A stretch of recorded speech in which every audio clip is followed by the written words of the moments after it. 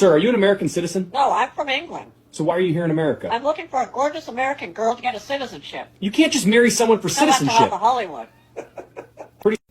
Where were you last night at 10 p.m.? At your sister house. You can't change the truth.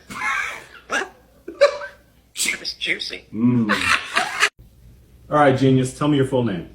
Dr. Feathers McSmart, MD. MD? What does that stand for?